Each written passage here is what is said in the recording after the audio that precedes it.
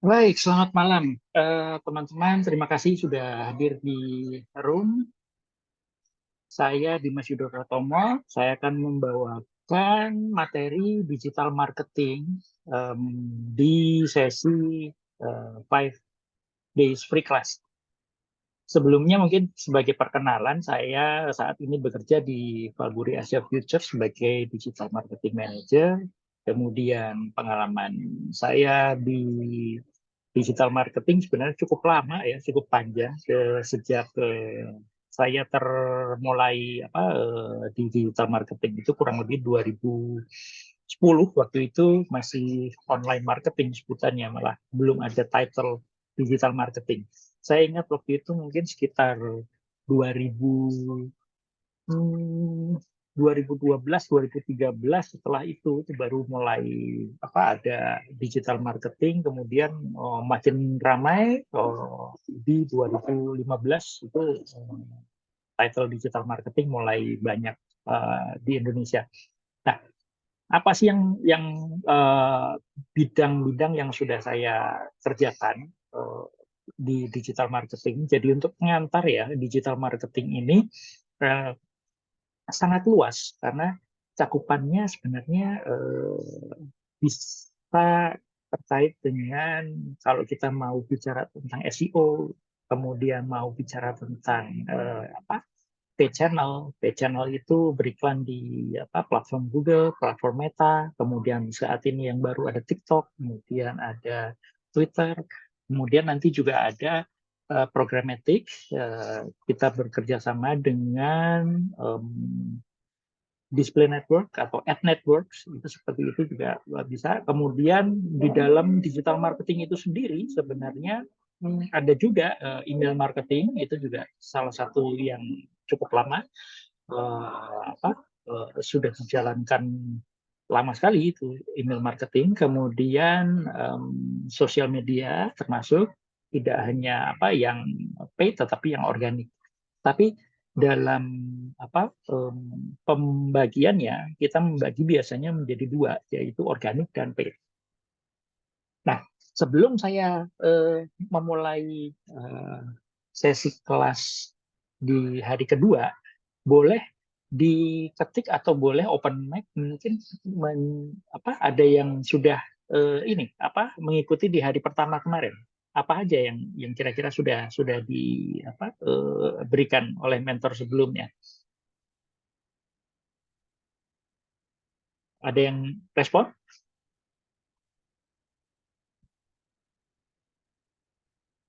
Mas Pandu mungkin atau Mbak Natasha, Mbak Deva, boleh Eh, diketik, boleh di iya Pak, open, boleh. Silakan. Oke, Mbak Natasha baru Kema ikut hari ini, nggak apa-apa. Siap. kemarin kayaknya belum ada nggak sih Pak? Tapi Oh gitu ya. Mm-mm. nggak tahu deh, makanya ini baru hari ini sih saya join. Oh oke, baik baik baik. Siap. Baik kalau seperti itu. Iya, Oke. Em, Pertanyaan kedua, apakah ada di antara teman-teman di sini yang sudah berkecimpung di digital marketing? Mungkin sudah bekerja sebagai digital marketers atau sudah pernah melakukan digital marketing mungkin? saya fresh graduate Pak. Oh siap, baik. Fresh graduate ya. Oke. Iya, Kalau saya kerja di desain grafik sih, Pak, mau switch karir, pengen belajar lebih dalam digital marketing gitu. Oke. Sebenarnya sempat belajar di grafik desain juga perlunya digital marketing, kayak bikin konten atau segala Hmm, macam. Cuman lebih pengen mendalami digital marketing gitu sih, Pak. baik, baik. Oke, oke. Ya, terima kasih responnya. Kalau seperti ini, kami jadi lebih enak ya untuk melanjutkan. Sesi ini akan apa? eh, terdiri dari 5 hari sebenarnya sampai nanti terakhir di hari Jumat.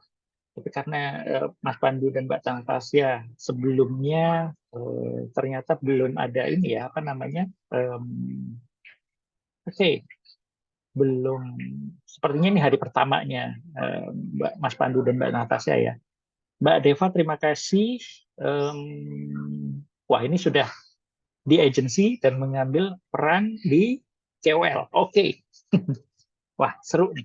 Oke, baik-baik. Ada yang fresh graduate, ada yang mau pivot karir, ada yang sudah di KOL. Oke.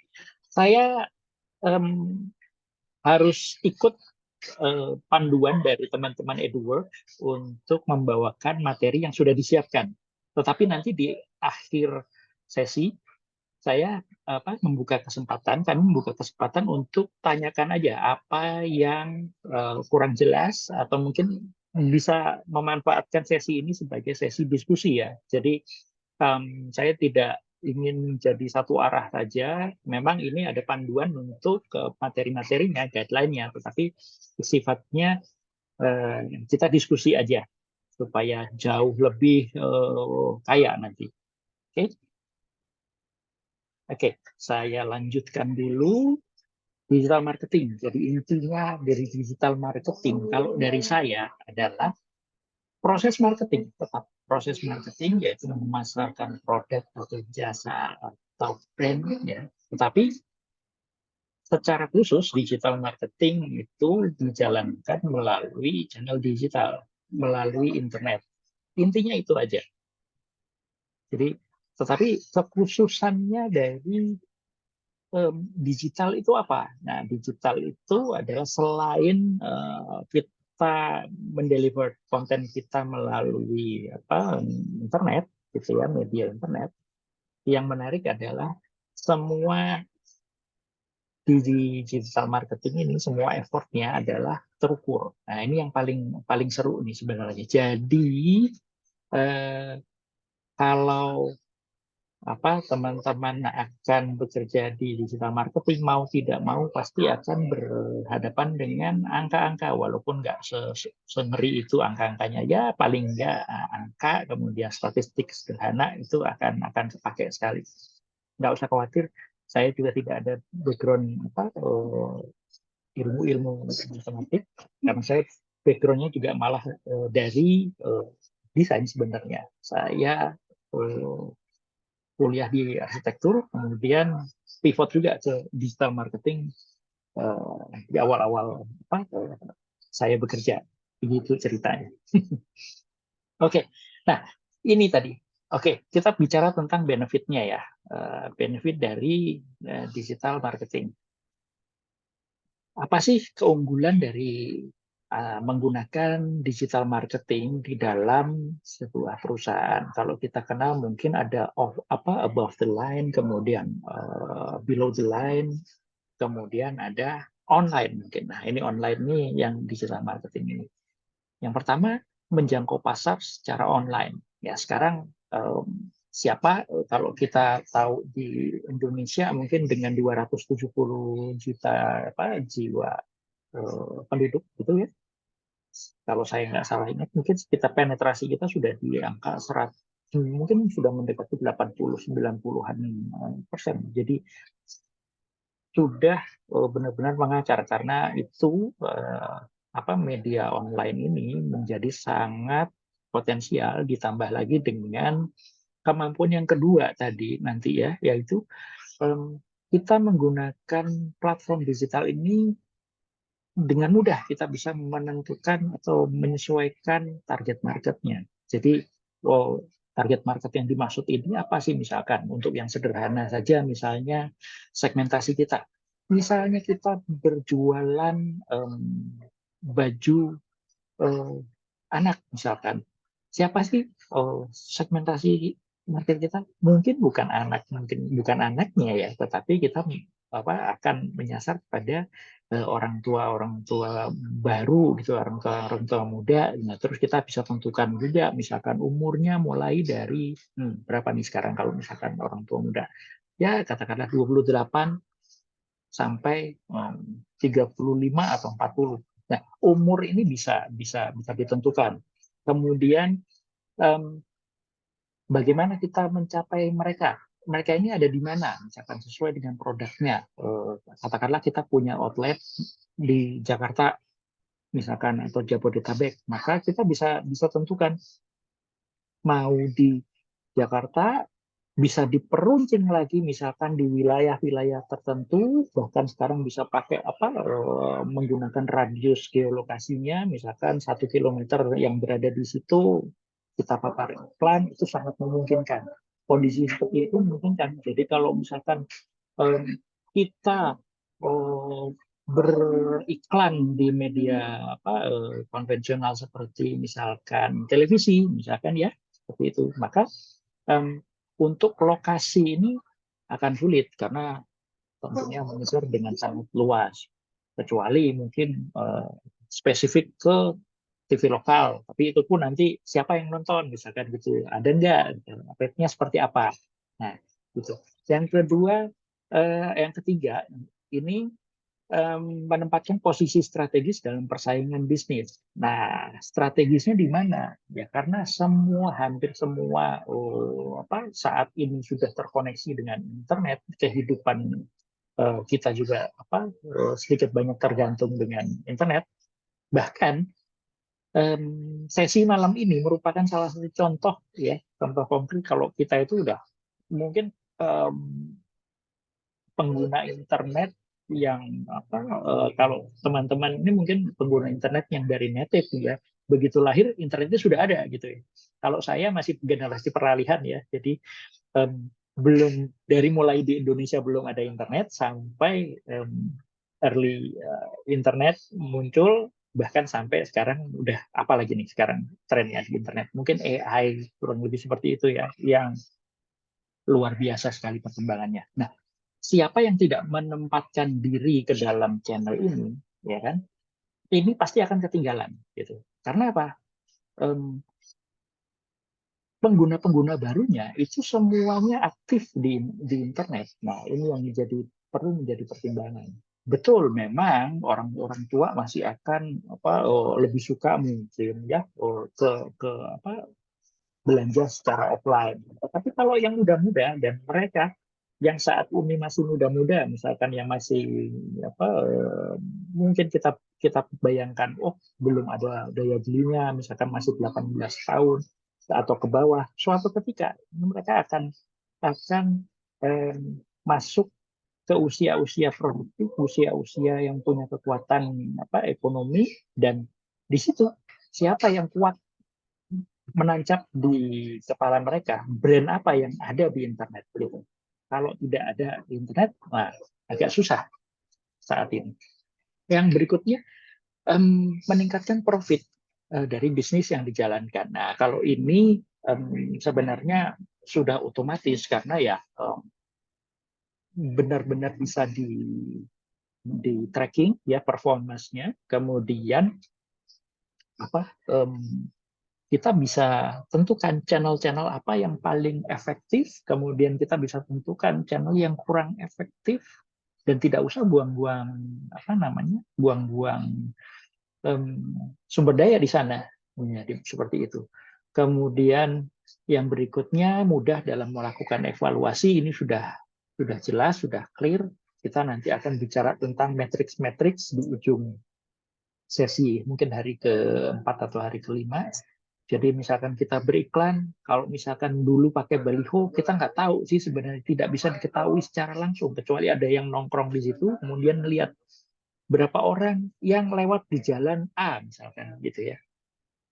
Kalau saat ini mungkin ada teknologi-teknologi canggih gitu ya, tapi pasti butuh waktu. Nah, tapi kalau misalkan digital marketing, semuanya berjalan seamless dengan platform yang tracking yang sangat bagus. Jadi begitu kita pasang iklan, kita bisa tahu sebenarnya berapa yang sudah melihat, berapa jumlah impresinya, berapa jumlah yang di reach, berapa jumlah yang ngeklik, berapa jumlah yang isi form, gitu ya.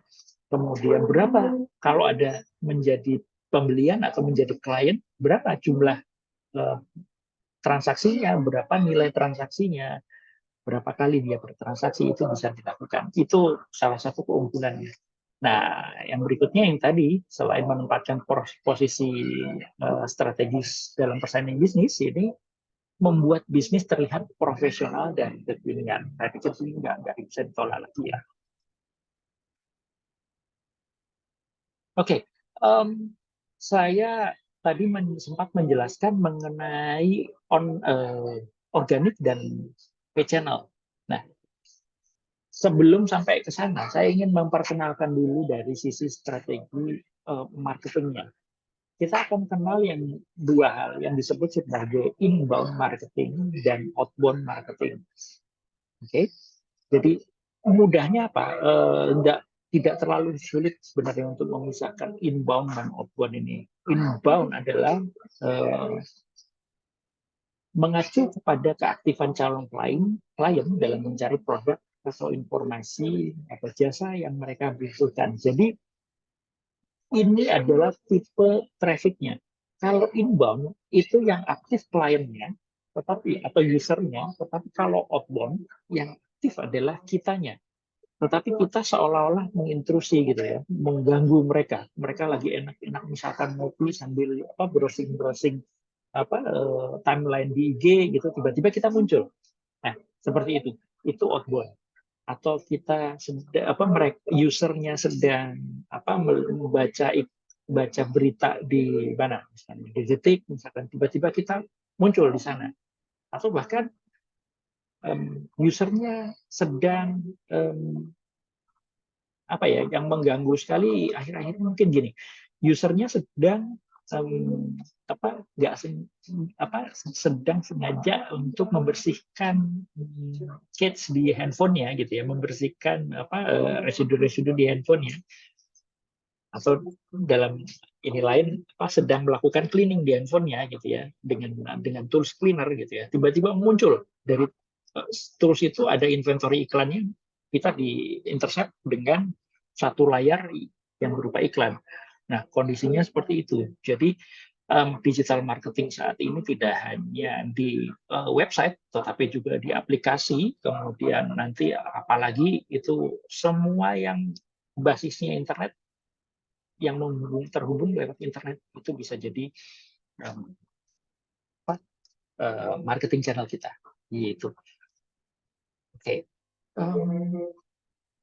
Nah, ini penjelasan lebih mendalam tentang inbound marketing. Jadi digital marketing yang mengacu kepada keaktifan calon klien ini tadi. Kemudian pemasaran inbound marketing ini mengandalkan yang dua hal. Yang pertama adalah teknik untuk menarik perhatian atau melibatkan, memberikan sesuatu nilai lebih kepada kliennya. Jadi itu teknik untuk membuat sebuah, saya bisa bilang sebuah konten gitu ya, yang relevan dengan apa yang dibutuhkan, yang sedang dicari. Nah, keaktifan dari usernya adalah mencari. Ya, kita menyediakan konten yang paling relevan, yang terbaik gitu, yang paling terlihat oleh usernya ketika sedang melakukan pencarian. Nah, jadi yang kedua ini jelas ya, sambungan dari yang pertama tadi, pemasaran dikemas dalam konteks menarik dan berguna bagi pelanggannya. Masih di awang-awang, mungkin masih belum kebayang. Nanti kita akan lanjutkan lagi. Contohnya seperti apa. Baik. Yang kedua, ini penjelasan tentang outbound marketing. Nah, jadi kalau misalkan outbound marketing intinya adalah kita masuk ke dalam ruang mereka gitu ya, di waktu dan di kesempatan, di ruang dan di waktu yang mereka tidak expect untuk mendapatkan iklan sebenarnya. Ya, kita bisa jalankan itu kapan aja sih sebenarnya. Misalnya, saya kalau misalkan kita beriklan di Google Ad Networks misalkan gitu ya, atau mungkin saya punya pengalaman beriklan di Detik misalkan, kita bisa setup sebenarnya iklan ini mau tayang di jam berapa misalnya. Apakah mau 24 jam tayang misalnya, atau ada jam-jam tertentu yang kita memang inginkan untuk tayang. Misalnya di jam 8 pagi sampai jam 8 malam. Dengan mengabaikan, saya nggak usah buang-buang impresi deh untuk orang-orang yang misalkan tipe-tipenya itu tukang begadang, misalkan gitu. Itu ada. Dan ini kita harus balik lagi, kalau marketing itu harus pelajari benar, produknya, kemudian kemungkinan apa ya yang bisa kita gunakan untuk memasarkan produk kita. Jadi pengetahuan tentang digital marketing tidak akan berjalan jika kita tidak mengetahui produk kita dan bisnis prosesnya. Nah, dua itu penting ya sebenarnya. Jadi ada teknik digital marketing, tetapi pengetahuan tentang produk dan modeling bisnis itu kuat. Gitu. Kemudian untuk outbound, jadi ini memang tipe-tipe model lama. Misalkan kita melihat TV, kemudian kita lihat iklannya, lagi seru-serunya nonton misalkan MasterChef misalnya, kemudian muncul iklan, mana iklannya lama lagi. Nah, kita mungkin akan terganggu, tapi mau tidak mau kita dipaksa untuk melihat itu. Atau mungkin saat ini kita menggunakan YouTube misalnya, lagi nonton podcastnya siapa ya, lagi rame ya misalnya gitu, lagi nonton stand up, tiba-tiba lagi seru-serunya nih diganggu oleh iklan. Dan kalau kita tahu sekarang iklan di Google, iklan di YouTube, tipenya ada dua. Ada yang skippable sama yang non-skippable. Kalau non-skippable ya udah, kita terima pasrah aja. Kalau mau nggak ada iklannya ya kita harus langganan ke YouTube. Nah, itu monetize lagi buat mereka, uang lagi buat mereka. Ceritanya kayak gitu dari sisi pemilik platformnya. Oke, berikutnya.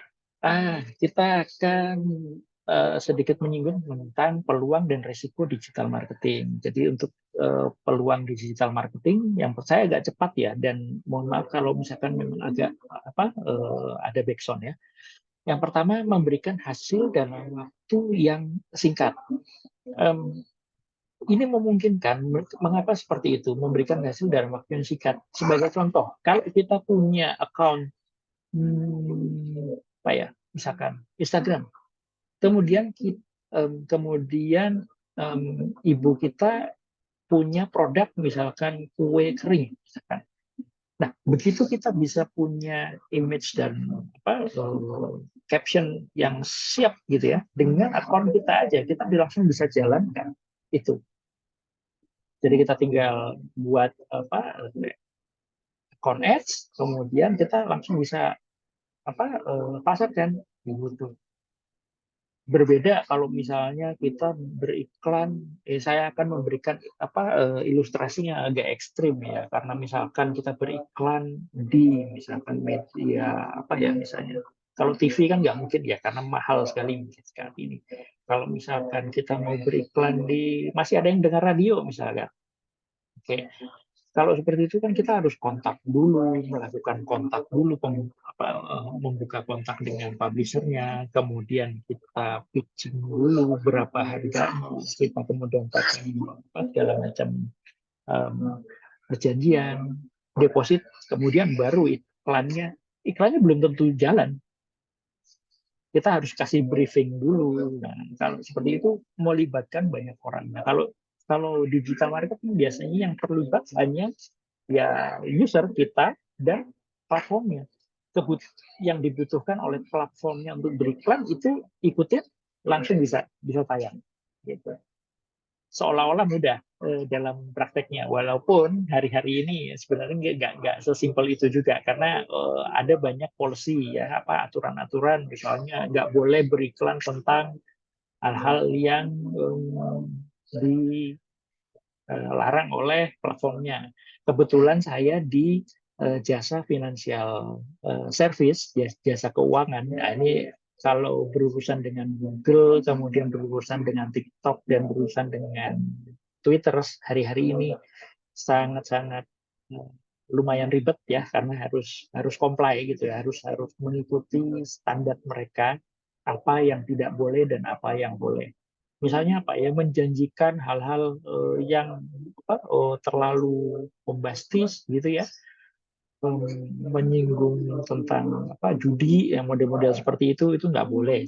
Kalau kita ingat mungkin 2 tahun 3 tahun ke belakang, zaman-zamannya banyak sultan-sultan kemudian crazy rich yang ujung-ujungnya adalah marketing juga gitu, dan berhasil menyesatkan banyak orang.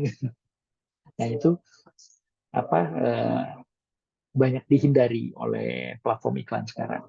Nah kemudian yang kedua, biaya promosi yang lebih terjangkau. Ya kalau ini memang betul. Jadi kalau misalkan kita beriklan relatif terjangkau ya. Kalau kita beriklan di misalkan di Meta aja. Kalau saya nggak salah ingat mungkin bisa mulai dari 10 atau 25.000 itu per hari itu bisa. Nah, jadi kita bisa nge-cap, melakukan capping, kita punya uang berapa, kemudian kita mau jalankan per harinya berapa. Jadi ada batasan daily budgetnya berapa, budget hariannya berapa, itu bisa. Ya itu membuat biaya yang dikeluarkan itu tidak terlalu besar sebenarnya. Ini lagi-lagi relatif jika dibandingkan dengan misalkan media seperti televisi, kemudian media-media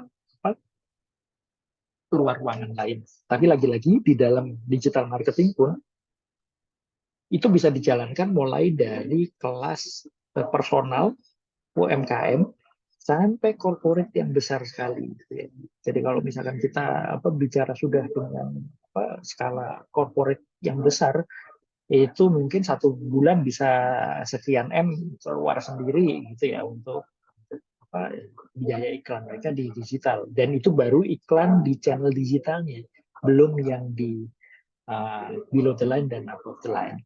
Nah, kemudian jangkauan promosi yang luas, ini sudah jelas tadi, kita bisa kemana-mana. Bahkan kalau misalkan saya ada sekarang di Jakarta, saya mau mengiklankan diri saya atau mengiklankan produk saya ke mana, misalkan Alaska atau misalkan ke Amerika atau ke luar negeri, itu sangat mungkin dengan platform digital. Promosinya lebih terukur, yang nomor 4 itu jelas karena nanti memang semuanya bisa ada angkanya, bisa ada hasilnya, bisa kita bisa analisa. Kemudian menjangkau ke audiens yang potensial, ini tadi terkait dengan segmentasi. Nah, resikonya apa? Resikonya karena sangat mudah, maka kebalikannya juga mudah sekali untuk ditiru. Nah, kemudian karena sangat mudah ditiru, pesaingnya jadi semakin banyak, maka kita harus lebih kreatif ya di nomor 3 itu. Kreatif apa? Kreatif mengganggu user kita, mengganggu audiens kita. Mengganggu dari apa? Yang dimaksud dengan mengganggu adalah mengganggu dari rutinitas. Kalau kita menggunakan outbound, misalnya kita sedang browsing, lagi-lagi kalau saya ngambil misalnya saya sedang di Kompas, misalkan kompas.com, kan ada berapa banyak mungkin iklan ya di dalam satu halaman gitu ya. Maka kita bersaing bagaimana caranya kita bisa menarik perhatian secepat mungkin agar user mau melihat kemudian mau melakukan klik misalnya. Nah, gitu. Yang keempat, karena sifatnya digital, ini bisa diakses siapapun, maka ini transparan sekali. Jadi kalau misalkan kita punya reputasi punya reputasi yang bagus atau bahkan kebalikannya reputasi yang jelek, wah ini bisa menyebar dengan cepat, dan paling tidak kalau misalkan tidak jadi viral, orang ketika melakukan pembelian bisa melakukan riset dulu, dan riset ini biasanya akan mendapati jejak-jejak digital ini, misalnya nih pernah ada produk sepatu, misalkan sepatunya kok jelek misalnya, gampang rusak walaupun harganya mahal, biasanya akan ada review-review seperti itu, ulasan-ulasan dari pelanggannya. Nah, itu perlu untuk diperhatikan, jadi ini bisa mengancam reputasi kita. Yang kelima, tidak selalu cocok dengan pasar. Ini akan kita bahas sebenarnya, tidak selalu cocok dengan pasar. Itu yang dimaksud dengan pasar ini bagaimana? Jika produknya itu sangat spesifik, bisa jadi orangnya atau audiensnya atau mungkin produknya baru gitu ya, belum ada demand di dalam pencarian Google, atau belum ada demand dari orang-orang yang menggunakan internet. Nah, ini kita perlu pertimbangkan sih sebenarnya. Tapi bagaimana bisa mencapai itu? Selain nanti dengan trial and error, kita bisa lihat memang perlu ketika digital marketing bergerak, kemudian ada spending sekian rupiah, bisa jadi memang tidak akan langsung berhasil gitu ya, tetapi memang ada learning curve dulu. Dari situ nanti kita bisa tahu, oh cocok ini tidak cocok dengan jasa atau produk saya, atau ini tidak cocok bahkan dengan modeling bisnis yang saya gunakan, misalkan itu bisa. Oke, saya akan klik bentar, lihat. Oke, jangan lupa teman-teman untuk melakukan absensi dulu di link yang sudah di-share oleh admin AdWords. Sayang kalau enggak, nanti kalau nggak salah tidak di akhir sesi bisa dapat sertifikat kalau nggak salah ya. Silakan absen dulu. Oke, sampai di sini kita akan lanjutkan dengan bagaimana sih memulainya ya, katakanlah ini secara konseptual dulu. Memulai digital marketing itu seperti apa? Yang pertama, kalau baik itu personal maupun kita mewakili perusahaan, misalnya, tentukan dulu sebenarnya goals-nya itu apa. Ketika kita tidak tahu goals-nya, asal pasang iklan, ini biasanya jadi sumber kekacauan awal dari digital marketing. Misalnya, jangan sekali-kali misalnya kita ingin kita terutama sebagai digital marketers-nya, jangan sekali-kali yang penting pasang iklan dulu. Yang penting mulai misalnya melakukan indexing atau misalkan bikin konten tanpa kita tahu dulu goals-nya itu apa. Dan goals-nya itu juga kita perlu petakan juga. Emang ada berapa banyak goals di dalam digital marketing? Ya ujung-ujungnya memang bagaimana membantu penjualan, bagaimana membantu membantu perusahaan untuk growth. Tetapi jadi digital marketing itu sebenarnya ada step-step yang tidak hanya di masalah orang menjadi klien dan orang melakukan pembelian. Tidak di level itu saja. Jadi ada fase-fasenya. Ada fase ketika kita membangun kepercayaan dulu, membangun awareness dulu. Membangun awareness itu apa? Ya udah kita tampil dengan iklan dulu. Kita ada dengan tujuan supaya orang itu ingat, oh ada brand misalnya AdWords. Brand AdWords itu ada terus. Nah itu menarget teman-teman misalkan rentang usia 18 sampai mungkin saya akan bilang 18 sampai 25 tahun deh misalnya. Itu dipaparin dulu AdWords, kursus secara online, pivot ini misalkan pivot karir bisa dimulai dari AdWords sampai orang mengenal dulu. Karena tanpa orang mengenal sebenarnya kan balik misalnya sebenarnya kamu ini siapa? Tiba-tiba muncul di ruangan saya misalnya gitu. Jadi kalau teman-teman mungkin pernah lihat iklan yang memorable ya di TV misalnya, iklan yang memorable mungkin yang berapa lapisan ya, itu diulang-ulang dalam satu rentang waktu yang saya bayangkan berapa biaya yang dibutuhkan. Tapi walaupun mengganggu, akhirnya orang tahu juga, oh ada brand yang itu. Setelah itu baru dia akan melakukan misalkan apa sih itu gitu ya, membangun curiosity-nya gitu ya. Setelah itu baru kita bisa masuk sebenarnya di fase berikutnya, yaitu consideration. Misalnya kalau kita jualan makanan kunyan tadi, misalkan ini dengan yang gambaran yang asik-asik aja dulu, terus di fase berikutnya kita bisa selipkan misalnya makanan ringan ini selain enak untuk dikonsumsi, tapi ternyata bagus untuk kesehatan, kesehatan jantung, atau kesehatan membuat orang lebih pintar karena ada kandungan A, B, C, D seperti itu. Nah, itu masuk di consideration. Jadi orang mulai mempertimbangkan sebenarnya, oh iya ya, kenapa saya berarti ada ya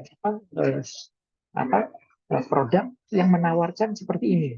Ada keunggulan-keunggulan tertentu yang tidak dimiliki oleh produk lain. Nah, setelah itu baru di fase conversion. Jadi kalau di fase conversion ini pilihannya udah gini. Pilihannya antara pilih A atau pilih yang lain. Pilih produk saya atau produk yang lain. Produk yang sama, misalkan ada snack A, B, C, D, dan sampai Z misalnya. Kenapa orang mesti melakukan pembelian atau memilih misalnya di produk snack yang sedang kita pasarkan? Nah, kenapa nggak yang lain? Nah, ini titiknya itu sudah dikonversi itu. Kemudian yang berikutnya target audience. Jadi untuk target audience itu yang seperti pernah saya singgung sebelumnya, ada demografi ya, itu menyangkut usia, kemudian lokasinya di mana, segmentasi ekonominya seperti apa, gitu ya. Nah, di beberapa platform itu juga lebih menarik, bisa menarget berdasarkan minatnya, interestnya itu tentang apa, kemudian kebiasaannya seperti apa, itu juga bisa. Jadi kita tentukan kalau goals-nya sudah ada, produknya apa, goals-nya bagaimana, goals-nya di fase mana, gitu ya. Oke, mau jalan tiga-tiganya, boleh. Mau jalan untuk awareness dulu, boleh.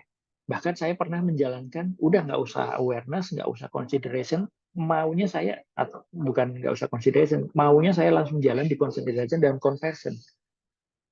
Karena awareness ini juga mahal biayanya, tidak, dan belum tentu ada hasil langsung. Nah, ini kalau sudah di level nanti marketing ya, di level manajerial, kita akan tentukan kita punya budget berapa, mau buangnya kemana. Nah, itu penting sekali. Kemudian target audiensnya ditentukan, karena tidak mungkin kalau misalkan kita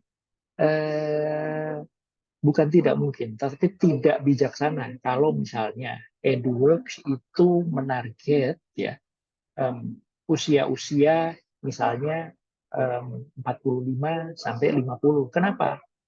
Ya mungkin akan ada orang yang sedang mempertimbangkan untuk pivot karir di usia segitu ya, tapi berapa banyak? Budgetnya tidak tersalurkan dengan bagus sebenarnya, tidak tersalurkan dengan tepat, sementara uangnya keluar terus gitu ya. Nah, tetapi mendingan kita tentukan segmentasi yang terbesarnya siapa yang akan menjadi, ya tentunya orang-orang yang di usia misalkan 18 sampai 25 ini akan jauh lebih banyak menghasilkan lebih banyak konversi nantinya. Walaupun nanti pasti akan ada, kita temukan seiring dengan pengalaman kita akan temukan ada pencilan-pencilan gitu ya, ada outlier, tiba-tiba ada usia sekian masuk, kemudian ada orang dari mana gitu, dari geo yang tidak kita tag gitu tapi masuk gitu, ada saja pasti akan kejadian seperti itu. Tapi kita tidak perlu buang effort dengan luas secara membabi buta, intinya itu. Berikutnya adalah riset kebutuhan pasarnya. Nah, riset kebutuhan pasar itu apa? Riset kebutuhan pasar itu kita bisa melakukan data, melakukan analisis. Sementara misalkan apa sih yang banyak dicari di internet saat ini? Apa sih yang banyak dicari terkait dengan jasa atau produk yang kita kita tawarkan. Jadi riset ini penting. Kemudian riset itu juga penting sebenarnya, kita perlu tahu kompetitornya siapa aja, siapa kompetitor paling kuat, kemudian keunggulan dan kelemahan kita apa. Akhirnya kita tahu dengan membandingkan, tadi kita mengetahui di awal kita sudah mengetahui produk kita, sekarang kita tahu kompetitor sedang bicara tentang keunggulan A. Apakah kita mau, kalau keunggulannya sama, apakah kita mau head to head di materi atau konten marketing yang sama, konten keunggulan yang sama, atau kita mau misalkan melipir menggunakan pendekatan yang lain. Ini juga penting. Karena apa? Ujung-ujungnya nanti gini, siapa yang paling kuat secara budget, gitu ya. Ya ini yang akan merajain sih sebenarnya. Karena itu, tapi selalu ada jalan sebenarnya. Boleh mereka menguasai budget misalnya, tapi kita tetap punya cara-cara tertentu untuk memaksimalkan budget kita. Misalnya kalau kita ada keterbatasan, budget kita yang tidak terlalu gede, misalkan yang penting efisien. Nah, yang penting itu indahnya di digital marketing itu. Yang besar belum tentu efisien, tapi kita bisa tuning terus, optimasi terus, gitu ya, sampai kita dapat yang paling bagus. Nanti akan kita kenalkan juga dengan istilah-istilah semacam ROA, gitu ya, return of advertisement. Jadi misalkan kita kita spending sekian rupiah, hasilnya kepada bisnis apa? Kontribusinya apa? Nah, kalau sebagai digital marketer itu penting. Pentingnya apa? Ya pentingnya supaya kita bisa memberikan laporan yang terinci mengenai kontribusi kita dan kontribusi apa yang dicapai oleh channel marketing yang kita gawangin gitu. Lebih-lebih nanti ujungnya apa ya? Kalau misalkan KPI kita bagus, kemudian kita bisa menunjukkan kontribusi yang bagus, ya otomatis mungkin bonusnya lebih tinggi, mungkin ada kenaikan gaji atau kenaikan jabatan. Ya, itu sangat memungkinkan. Kemudian yang keempat, setelah riset kebutuhan pasarnya, yang paling penting juga menentukan channelnya. Channelnya ini apa? Apakah kita mau main di seluruh channel yang tersedia? Sumber dayanya seperti apa? Oke. Jadi kalau misalkan saya seorang digital marketing, kemudian ditanya, kamu mau mulai dengan channel apa? Oh Pak, saya ini jago Pak. Misalnya saya jago SEO, saya bisa menguasai SEM misalkan gitu ya, Google AdWords. Saya mengerti tentang bagaimana memanage TikTok misalnya, bagaimana saya melakukan email marketing, bagaimana saya di Facebook atau Instagram, kemudian macam-macam.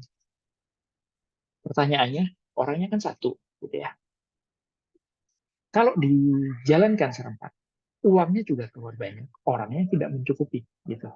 Maka kita perlu tentukan dulu skala prioritasnya. Skala prioritas ini akan menentukan nanti channel marketing dengan prioritas tertingginya apa, budget dengan prioritas tertingginya apa. Itu. Kemudian menyusun strategi ini secara normatif aja juga pasti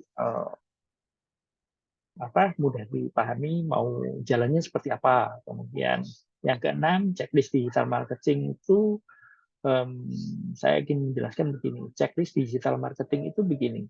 Misalnya kita menentukan kita mau berjalan di SEO dulu misalkan.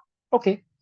Kalau berjalan dengan SEO, maka checklistnya kurang lebih sebagai berikut. Misalnya, saya perlu membagi menjadi online dan offline page optimization.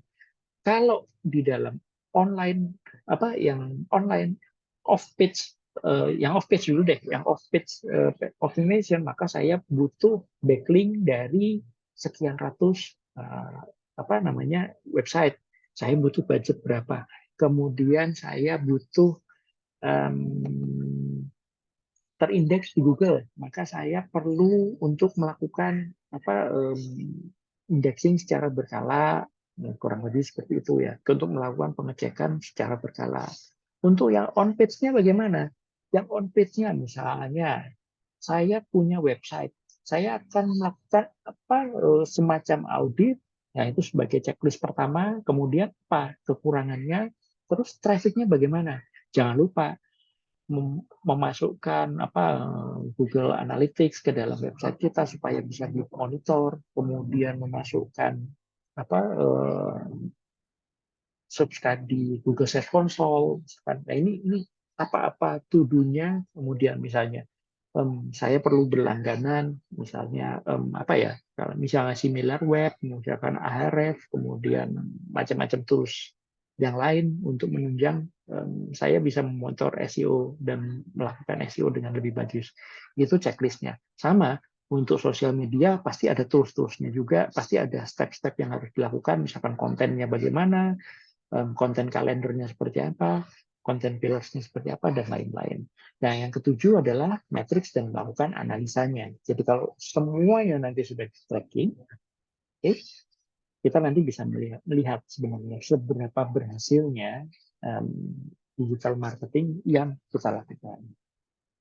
Teman-teman, saya mengerti kalau mungkin pembahasannya saat ini masih teoritis ya sekali, gitu ya.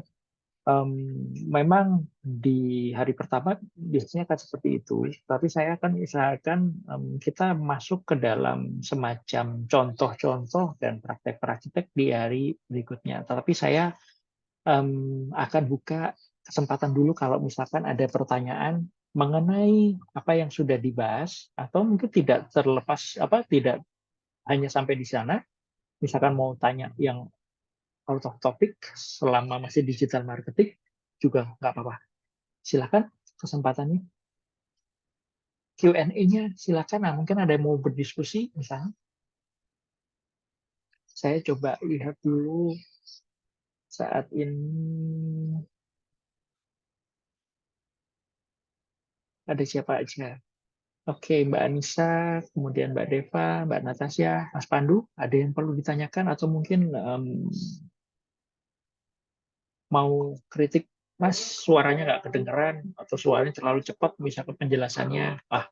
Oke, saya coba lihat. Mbak Natasha belum ada. Mas Pandu, boleh? Saya mau nanya, Pak. Ya. Kalau jadi pasti kan kita dalam suatu pemasaran kan pasti ada retargeting pada campaign Oke. kita kan. Nah, itu kapan sih Pak kalau untuk melakukan retargetingnya itu pada campaign kita gitu Pak? Oke. Oke. Jadi ini retargeting atau remarketing di Iya. dalam digital marketing. Oke. Hmm. Nah, saya akan sharing pengalaman-pengalaman saya ya. Jadi kalau misalkan saya di jasa keuangan ini budget itu boleh dibilang relatif tidak terlalu besar, tapi lagi-lagi relatif ya. Kalau mungkin dari kita spill mungkin kelihatannya gede banget, padahal enggak gitu ya. Karena apa? Mesti dibagi-bagi per channel per channel. Nah, sementara tugas saya yang paling utama adalah di lead generation gitu ya, lead gen.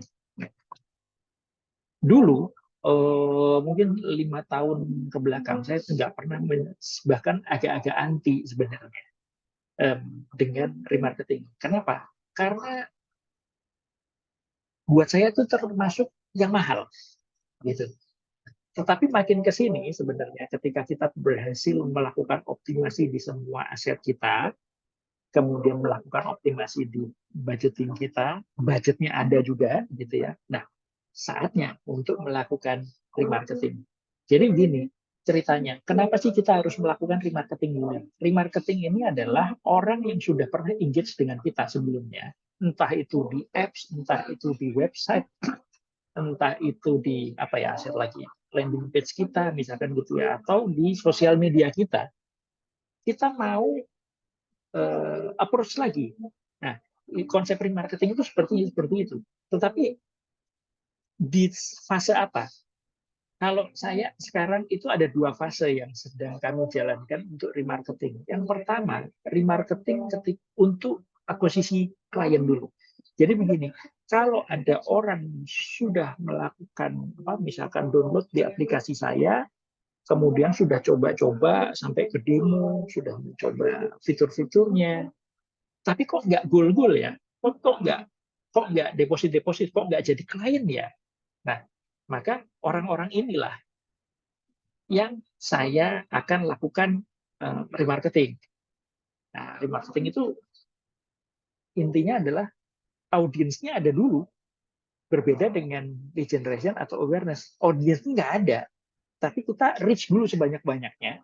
Setelah trafficnya masuk, ya ada engagement dengan kita, orang-orang inilah yang akan balik kita marketing ulang. Tapi nggak goal gitu ya, marketingin ulang. Nah, itu yang pertama. Yang kedua, saya saat ini melakukan remarketing untuk orang-orang yang sudah apa sudah menjadi klien, kemudian sudah bertransaksi, tapi mau ditingkatkan transaksinya. Misalnya, kalau transaksinya misalkan sekarang jual apa namanya, saya jualnya itu pisang goreng misalnya gitu ya, maka saya kepingin ngasih tahu ke mereka, terima kasih loh, pisang gorengnya itu sudah dibeli gitu ya. Tapi saya punya produk lain. Apa itu? Misalkan nangka goreng gitu atau tape goreng. Nah, ini yang akan kita remarketing. Jadi setelah produknya kebeli, kita mau dia meningkatkan dengan yang lain. Mungkin teman-teman kalau apa ya, model yang seperti itu sudah pernah melihat sampai melakukan transaksi di e-commerce misalnya, anggaplah toko hijau atau toko apa ya, toko orange misalnya, habis beli sepatu, habis itu nanti ditawarin produk apa dengan embel-embel diskon loh, flash sale loh, misalkan gitu. Nah itu yang apa kita maksud dengan remarketing menurut pengalaman yang saya lakukan. Tapi di fase-fase tertentu, ya itu tadi, karena budgetnya di awal tadi budgetnya saya tidak cukup, maka saya tidak punya privilege untuk melakukan remarketing. Ya kalau remarketing, saya mendingan mendahulukan orang-orang baru yang masuk ke dalam aset saya, ketimbang orang baru ini orang yang sudah ada di dalam aset saya itu saya remarketing. Kenapa begitu? Ini juga perlu yang saya sebut dengan mengetahui bisnis prosesnya itu.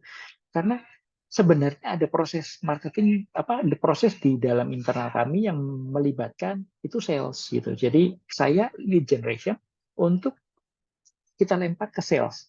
Jadi itu sudah tanggung jawabnya mereka sebenarnya.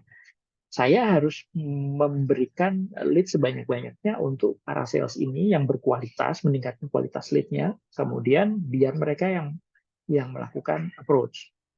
Nah, ketika kita budgetnya ada lebih besar lagi, maka kita gunakan untuk melakukan optimasi di channel itu, di channel melalui remarketing tadi. Jawaban saya mungkin kurang lebih seperti itu, Mas. Tidak Oh, semua akan bisa menjalankan remarketing. oh oke, Pak. Mungkin kalau pakai teori AIDA gitu bisa kan ya, Pak? Kayak Ya, ya, karena kan kayak eh, kan mungkin dari actionnya itu kan dia udah beli nih produk kita, terus betul. akhirnya dia repeat, kemudian lokal ya mungkin tadi yang Bapak bilang juga mungkin memakai sales itu ya Pak, itu Mm-mm. makanya. Mm-mm. Kalau saya intinya ini ada banyak, ada yang pakai AIDA, ada yang kalau yang tadi itu biasanya awareness, consideration, dan decision yang lebih Hmm. simpel. Tapi intinya sih semuanya sama. Sales itu adalah masalah mendatangkan traffic, kemudian menjadikan dia closing, ya, di akuisisi, kemudian di retensi. Di Hmm. retensi itu supaya terus melakukan mau terus buying produk kita terus saja di sini sama kita. Nanti di ujungnya itu sebenarnya masih ada satu lagi, yaitu AIDA itu kalau nggak salah di yang terakhir itu nanti ada delight. Jadi delight itu seperti ini. Oke nih, orang ini sudah merupakan pembeli yang pembeli berkali-kali gitu ya, berulang kali dia melakukan pembelian. Tapi itu pun nggak cukup buat orang marketing itu. Orang marketing maunya supaya dia sampai puas gitu, sampai Hmm. puas sampai meresapi dia dapat sesuatu yang benar-benar berharga di dalam hidupnya. Gunanya apa? Dia dengan cara ngasih macam-macam mulai dari experience yang paling bagus, memberikan macam-macam service, memberikan macam-macam assistance, memberikan macam-macam gimmick-gimmick hadiah misalnya seperti itu. Supaya apa? Supaya nantinya ketika ada yang tanya ke dia gitu ya, ke klien kita atau nggak ditanya pun misalnya gitu ya, dia akan dengan senang hati misalnya itu menyebut brand kita. Udah biar mereka yang jalan gitu. Jadi nanti itu biasanya kita sebut sebagai apa ya? Ada namanya itu. Promoter atau apa ya? Kurang lebih seperti itu ya prosesnya. Jadi proses ini tidak selesai begitu saja di marketing itu, tidak, proses itu tidak berhenti begitu saja ketika dia melakukan pembelian atau dia onboard sebagai klien gitu. Tapi lagi-lagi ya mana apalagi kalau misalkan ini produk-produk yang atau perusahaan yang baru masuk ke digital, ya mau nggak mau itu harus dirunut satu-satu. Mana dulu yang mau dikerjakan. Itu.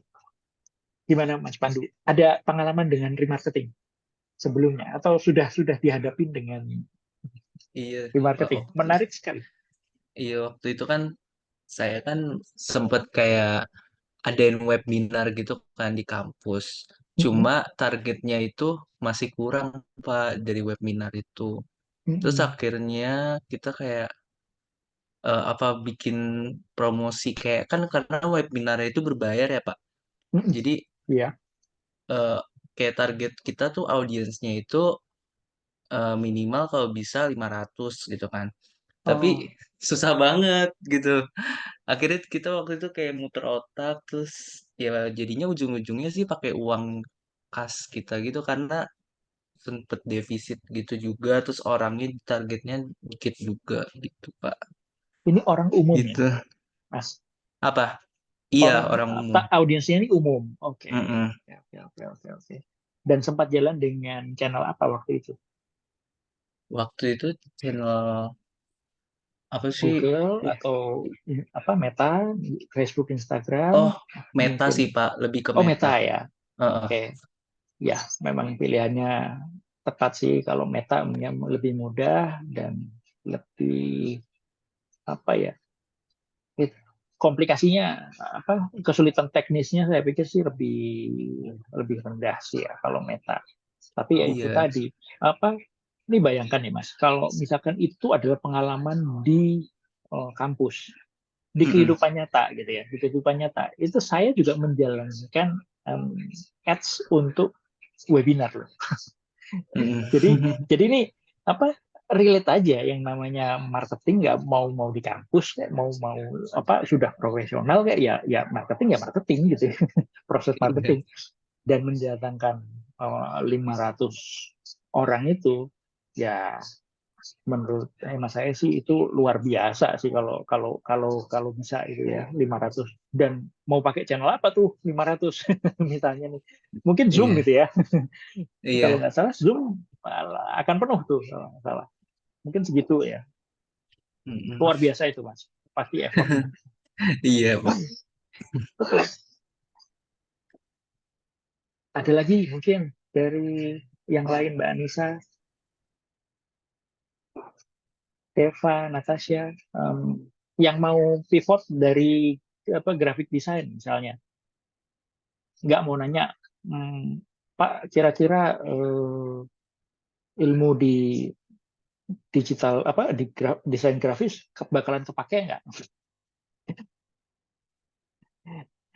Itu juga nanti apa kalau jadi kalau saya melihat ke apa dari pengalaman saya, karena saya seorang generalis sebenarnya yang termasuk general gitu ya, background saya itu background desain gitu ya, tetapi ternyata kalau kita main nanti di ads gitu ya, terutama kalau yang udah mainnya di consideration gitu ya, um, dan apa decision, itu ilmu-ilmu feeling tentang desain, tentang bagaimana caranya menarik mata user gitu ya, menarik perhatiannya user, bagaimana misalnya melakukan penempatan dan memilih warna yang kemungkinan untuk dikliknya tinggi.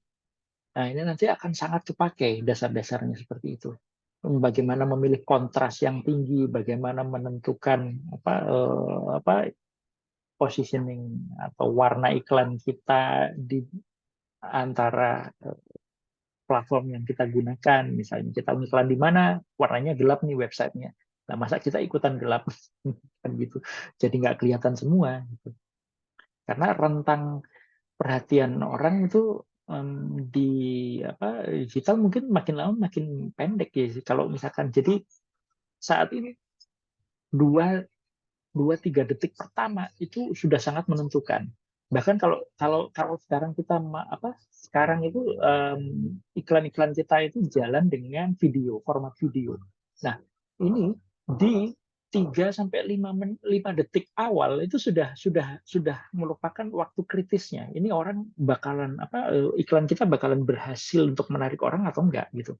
Jadi pengetahuan tentang hal-hal seperti itu nanti akan terasa terus ya dan kadang-kadang teorinya banyak di luar sana, prakteknya itu bisa beda sama sekali. Jadi nggak ada rumus yang benar-benar manjur untuk jadi ya kalau teorinya seperti ini, prakteknya seperti ini pasti berhasil.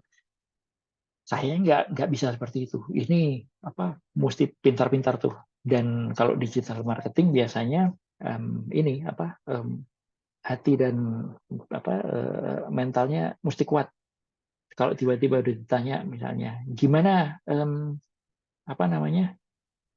hasil iklannya, misalkan udah spending segini, wah udah deg-degan aja itu. Kita mesti mempertanggungjawabkan. Nggak semudah kita mesti buying aja. Nah, ini juga ada 2 pengalaman kalau dari saya ya. Kalau melihat ada di brand besar, kalau saya tadi menyatakan biasanya saya lebih ke performance yang budgetnya itu bukannya tidak terbatas, budgetnya itu cukup gitu ya, tetapi harus menghasilkan yang sebesar-besarnya. Tantangannya adalah menghasilkan ROI yang setinggi-tingginya itu. Tetapi kalau seperti itu biasanya limitnya itu budget. Saya di Google biasanya akan kena begini. Biasanya akan ada pemberitahuan limited by budget. Artinya apa? Budgetnya itu bisa kalau kamu naikin lagi, kamu bisa dapat hasil lebih banyak lagi. Jadi intinya keterbatasan budget. Tetapi di sisi lain, kalau dengan teman-teman kami yang ada di brand besar, misalkan, tantangannya adalah bagaimana caranya menghabiskan budgetnya. Dan menghabiskan budget itu ternyata tidak semudah, ya udah, asal lempar A, B, C, D. Tidak semudah itu. Ada kondisi-kondisi yang tidak memungkinkan budget itu untuk habis. Jadi ada di satu sisi yang berdasarkan bagaimana kita main secara efektif dan efisien sampai dapat yang terbaik. Yang satunya lagi berdasarkan serapan budgetmu berapa. Misalkan gitu. Kalau kurang dari 80% gitu misalnya, nanti ditanya, emang kerjaanmu apa aja? Kok nggak habis-habis budgetnya? Ada juga yang seperti itu. Gitu. Oke. Pak, saya mau nanya lagi boleh nggak satu lagi? Yuk, silakan. Kalau di digital marketing itu dia kan pasti kekurangannya memerlukan biaya kan ya Pak ya, salah satunya. Ada nggak kayak kekurangan lain misalnya kan kena virus gitu pernah nggak Pak? Karena kan digital marketing kan pasti menggunakan platform digital. Makanya Ya, itu pernah nggak Bapak pernah kena kasus kayak gitu mungkin kena virus dari situ. Itu cara ngatasinnya gimana gitu Pak? pernah banget, Mas. Jadi begini, masalah utamanya adalah budget. Dari sisi ini, eh, saya nggak langsung mengamini 100% ya, tetapi saya akan bilang begini, kalau budgetnya ada dan budgetnya cukup, dengan budget yang kuat, kita bisa melakukan banyak hal. Intinya sih itu. Kalau tidak, maka kita mesti pilih-pilih. Ya.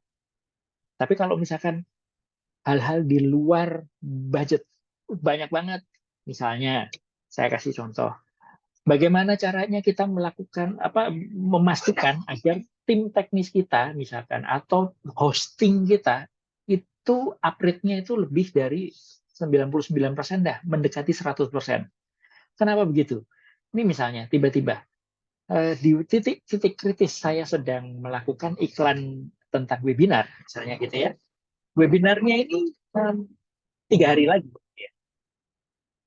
Saya ada baru di brief supaya jalan hari ini. Oke, bisa. Saya bilang bisa. Saya sudah setup, tiba-tiba ketika saya tinggal tidur, ternyata jam 1 malam sampai jam 8 pagi, itu down websitenya. Itu kalau malam oke lah ya.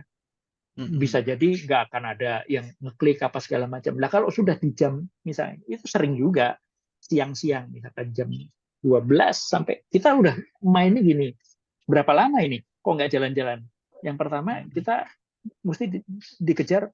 Aduh, acaranya udah mau ini nih, mau terjadi nih. Kita belum spending macam-macam. Siapa yang bisa melihat? Belum ada, misalkan gitu. Kalau misalkan lebih ngeri lagi yang lead generation, setiap hari ada setiap jam iklan kita tidak jalan, maka ibaratnya gini, saya tidak bisa memberikan bahan bakar sales saya untuk bekerja. Wah, ini lebih gawat lagi sebenarnya gitu. Itu pernah. Ya, jadi itu umum kalau misalkan seperti itu. Beberapa ini sudah agak lama kan, beberapa tahun ke belakang saya malah kena ini, kena semacam serangan semacam bot gitu ya, jadi attack gitu. Saya punya landing page, kemudian ada form isiannya. Oke. Ini ternyata tiba-tiba pagi-pagi suatu pagi gitu ya, saya ngelihat di CRM saya, ngelihat, wah, iklan saya berhasil banget nih ternyata. Hasilnya dalam semalam itu banyak banget. Tapi setelah saya lihat-lihat, ini apaan ini? Isinya sampah semua. Kalau ada email-email yang nggak karu-karuan itu, yang mail demon apa segala macam, wah itu ribuan, bayangin. Mau nggak mau itu udah mesti kita bersihin satu-satu. Berarti kita mesti ngelihat nih, ada kelemahan di sistem kita. Mesti ngapain? Misalkan biasanya serangan itu ya kita harus koordinasi dengan tech. Ini kalau udah masuk ke situ, digital marketing itu nggak bisa lepas dari sedikit perlu pengetahuan teknis. Ya mau nggak mau harus pakai misalkan pakai CAPTCHA, bagaimana mengamankan landing page-nya. Iya. Di dalam formnya sendiri itu kita mau nggak boleh nih nomor telepon tidak boleh ada karakter lain selain angka, misalkan nggak boleh ada 0 di depannya. Nah, itu penting tuh karena ujungnya nanti sampai ke belakang itu panjang jadi ceritanya. Pernah seperti itu. Yang lebih kasus lagi, Mas, kalau pernah saya tahu, ini pengalaman saya baru masuk di satu perusahaan kurang lebih mungkin di hari ke-7. Kemudian saya punya staff waktu itu. Oke, saya udah interview dengan staff baru saya, kemudian staffnya ini orang lama sebenarnya. Kemudian kamu bisa mengerjakan seperti ini. Saya tes, oke, memang bisa. Oke, baik, bisa. Tolong kalau begitu jalankan iklan dengan cara seperti ini, budgetnya sekian, targetnya ini. Hari pertama jalan oke, hari kedua jalan oke. Oke, kalau gitu saya mulai memetakan yang lain ya. Tiba-tiba di hari yang satu hari itu saya temukan budget saya habis. Loh, kok bisa habis? Ini belum jalan 1 bulan, belum jalan 2 minggu malah, kok udah habis aja budgetnya. Kenapa seperti itu? Ternyata salah satu staff itu salah ngasih 0. Yang seharusnya 400.000 jadi 4 juta misalkan. Enggak, justru lebih ekstrim lagi. Jadi 40 juta dalam semalam. Habis gitu misalkan. Ya udah, mau nggak mau. Jadi kadang-kadang memang ya cek dan recheck, mesti berhati-hati dan memecah-mecah memecah-mecah campaign, memecah-mecah ad group, model-model seperti itu. Jadi kita misalkan nggak buang satu budget misalkan sekian ratus juta di dalam satu campaign. Wah, itu beresiko. Jadi biasanya saya pecah-pecah supaya menghindari kalau misalkan ada yang kayak seperti itu. Kita meleng sedikit gitu misalkan, meleng semalam. besoknya saya dipanggil gitu. Ya, cerita-cerita seperti itu sih banyak, Mas. Oh iya, Oke, iya. Baik Pak, em, terima kasih. itu ya. Ini sudah eh, overtime sebenarnya. Biasanya kita akan jadi yang terakhir nih kalau udah jam segini. Eh, Gini aja, kita lanjutkan besok karena besok saya masih akan ada sampai di hari Kamis. Jadwal saya di Selasa, Rabu, Kamis. Kita akan lanjut lagi ya. Kalau mau terhubung dengan saya di LinkedIn juga boleh. Nama saya Dimas Yudo Pratomo, pasti ada di sana. Kemudian moga-moga kita bisa kembali jumpa besok ya. Moga-moga semuanya sehat dan ada waktu untuk kita teruskan. Saya terima kasih atas kesempatan dan perhatiannya. Semoga sesi ini bermanfaat ya untuk kita semua. Baik teman-teman, terima kasih. Selamat malam. Selamat beristirahat. Terima kasih. Jangan lupa Malam absen. Pak, Terima terima kasih kasih. Pak. Baik, terima Selamat kasih. malam Pak.